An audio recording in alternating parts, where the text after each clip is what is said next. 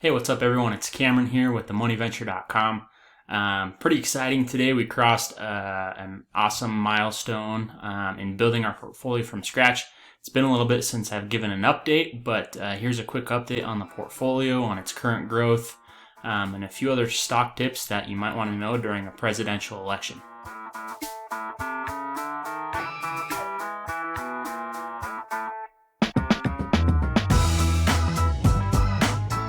So what is this exciting milestone that we've crossed? Well, if you look at the bottom here at the total account value, we have surpassed $3,000. I believe it has passed $3,000 maybe once or twice, but it did not end the day with the market closed at $3,000. It ended just below. So this is the first day that it's ended just above $3,000. So that's a great milestone. Again, we started in March of 2020, March 20th of 2020 to be exact, and we put $50 per week on every Monday into this portfolio and invest the money in individual stocks. And on the left-hand side here, you can see the stocks that we are currently investing in.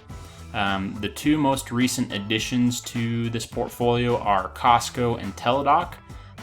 Since the last update, I don't believe we had those in the portfolio. Costco is a retail wholesale company that charges its shoppers an annual fee to shop at their store, and Teladoc is a platform that allows doctors and hospital clinics to work with their patients via video conferencing. And they recently just bought out a company called Livongo, which helps patients manage their chronic conditions. And so they're kind of the next best thing in telemedicine and health. So I'm pretty excited about that company. So to give you an idea, the total growth is about 76%, which equals about $1,309 that we've grown since we started this portfolio on March 20th of 2020. And the next screen here will show you a quick comparison of where the numbers are right now versus what they were in the last update that we gave.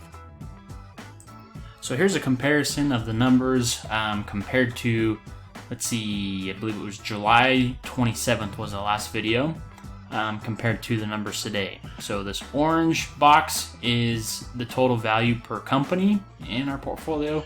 The green box is the total gain or loss in dollar amount. And the blue box is the total gain or loss stated as a percentage. So as you can see over here, we've added about $500. Again, we do $50 per week, and it's been about 10 weeks since then, with the occasional, extra money in cash here. So that's why it says 502. Occasionally that'll build up, and we'll buy a little bit more than $50. So that's the money that we've added, and the respective companies. And then in the green box, this is how much money we've earned for each company. So as compared to July 27th.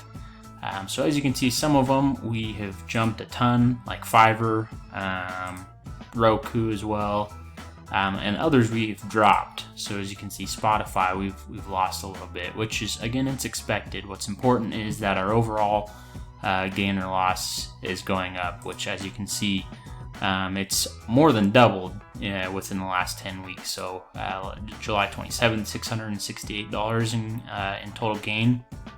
And as of today, we're at $1,309 total gain. So here's the same thing, but stated in percentage in this blue box. You can see that back in July, our total gain was about 55%. As of today, it is 76.96%, which is a difference of 21% between the two times.